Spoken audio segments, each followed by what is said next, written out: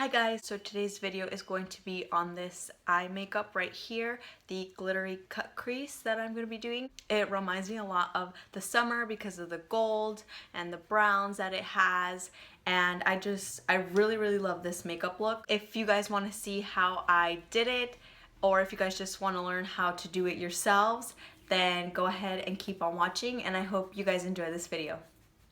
Alright guys, so I know it's been a while since I have made a video, but there's just been a lot going on, so I do apologize for that.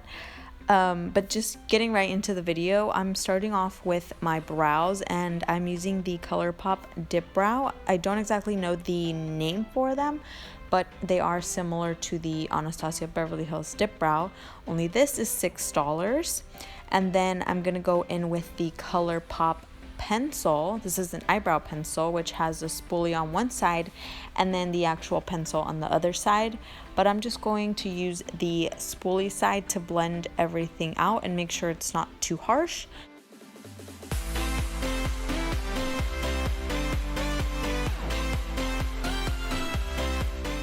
So now for the eyes, I'm taking my MAC paint pot in soft ochre, and this is of course to make sure that my cut crease stands out a lot better and also to help hide any discoloration that I may have.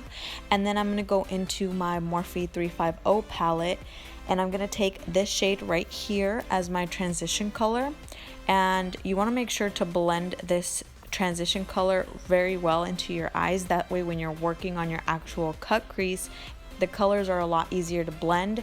So yeah, there is going to be a lot of blending with this transition color.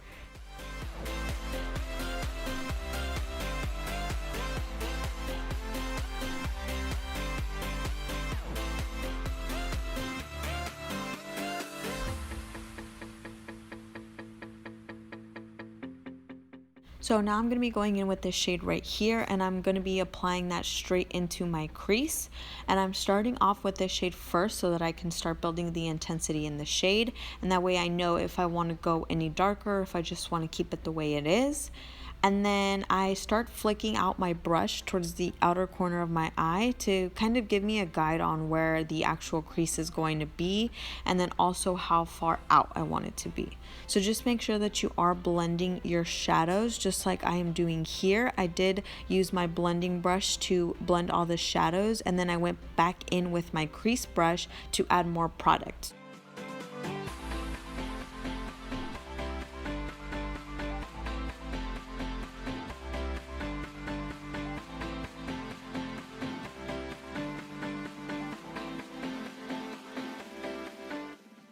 Alright, so now it's time for the actual cut crease. So for me, I just followed my natural crease. I know a lot of people don't have creases, but this is a good method to use if you wanted to create your own crease.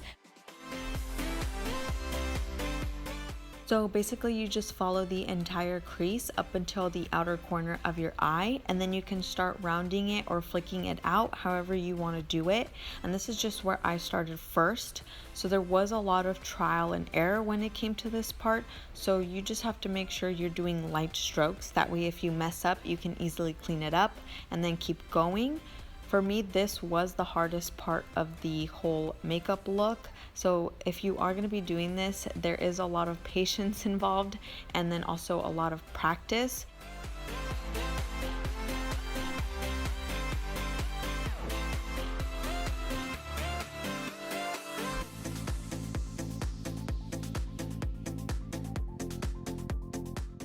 So now I'm going to be going in with a flat brush, and I'm going to be taking this color here and this one right here, and I'm going to be placing those on my lid.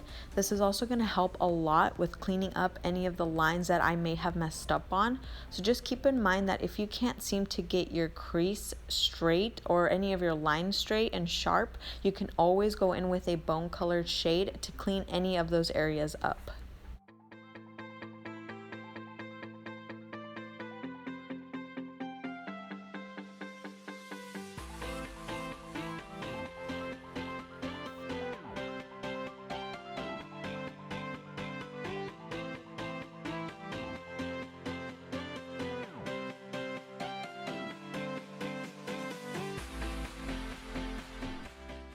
Alright, so now for the fun part, I'm taking this Revlon photoready glitter stick and I'm going to apply this right under the cut crease that I created.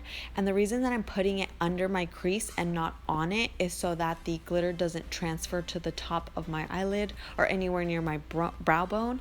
It is kind of tricky because you do have to make sure you're looking down the whole time, and that way the glitter can dry and not transfer.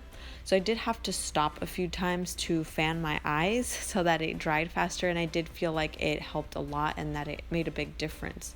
And then you can make the glitter as thick as you want. I preferred mine to be on the thin side, so that's just what I went with. And then I went in with my eyeliner and I tight lined the top of my eyes, and then I went in with my liner pen, my liquid liner pen, and I applied that as thin as I could because I wanted most of the attention to be on my crease and not on my liner.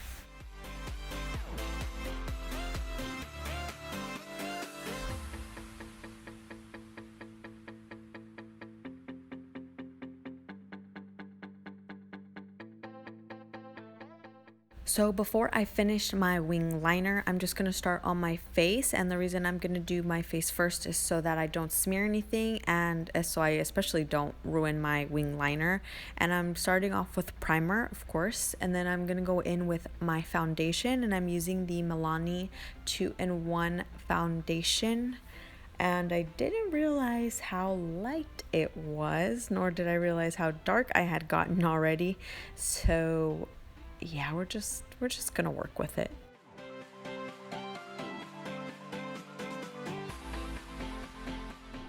By the way, I am starting with one side of my face because this foundation is kind of hard to blend after it's been left on your face for a while.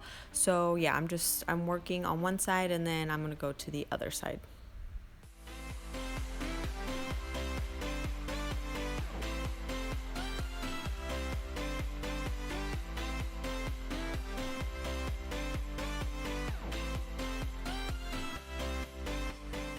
Now moving on to concealer, I am using one by Maybelline, and I don't remember exactly which one this is, but I will have everything listed down below for you guys. And then, as always, I'm going to take my beauty blender to blend everything out. And then after that, I'm just going to go in and set everything.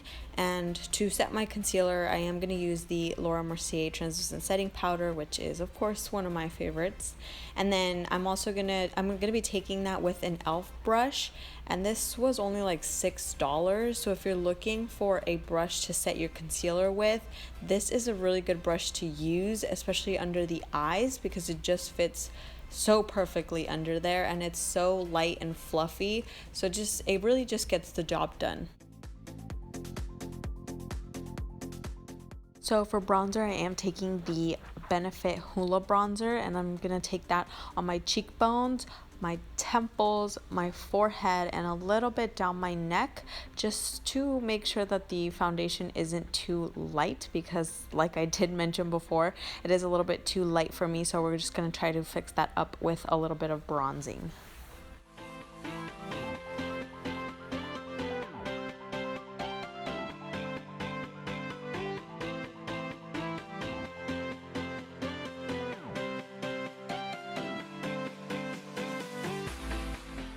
So now that I'm pretty much done with my face, I am going to go back to the eyes to finish up my wing liner. And I'm going to try to make the wing the same size as the cut crease. And so I'm making sure that it's not too thick, and that way everything is even and it comes together nicely.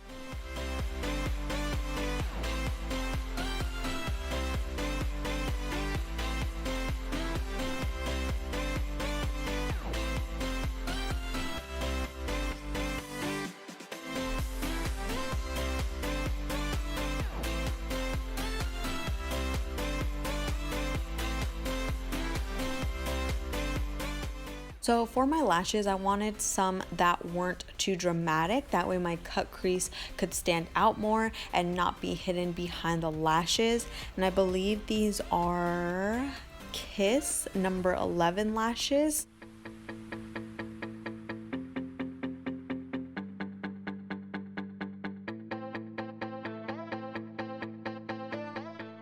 I really like these lashes. They are very wispy, and I will try to get a close-up so you guys can see more of what they look like in just a second.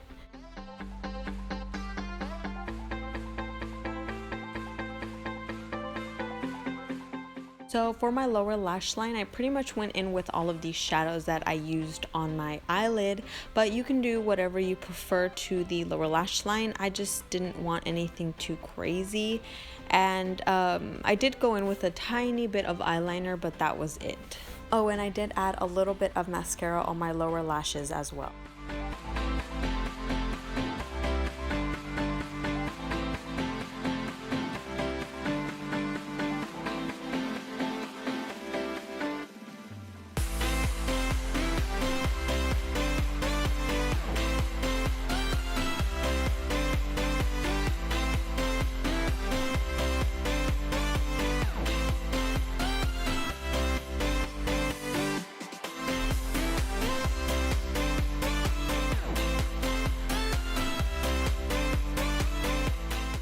So for my inner corner highlight, I am using one by Colourpop, and this is a gold shimmery shade, which I thought was perfect for this look, seeing as I did use gold glitter on my crease.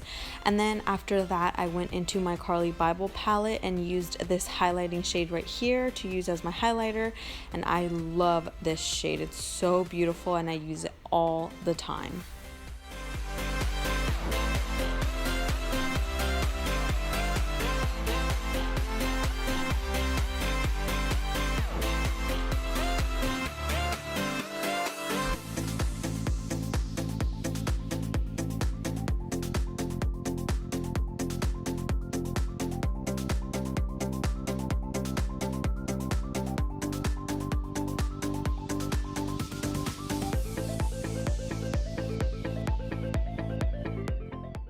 So to finish up this look, I took my Milani lipstick and paired it with my MAC lipstick, which is my favorite combo of all time.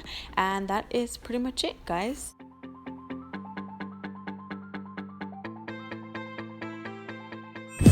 So this is the final result. Thank you guys so much for watching this video. I really hope you enjoyed, and I also hope that you guys also try it out if you want to. And again, as always, let me know what else you want to see. And yeah, I guess that's it. I'll see you guys in my next video. Thank you for watching again. Good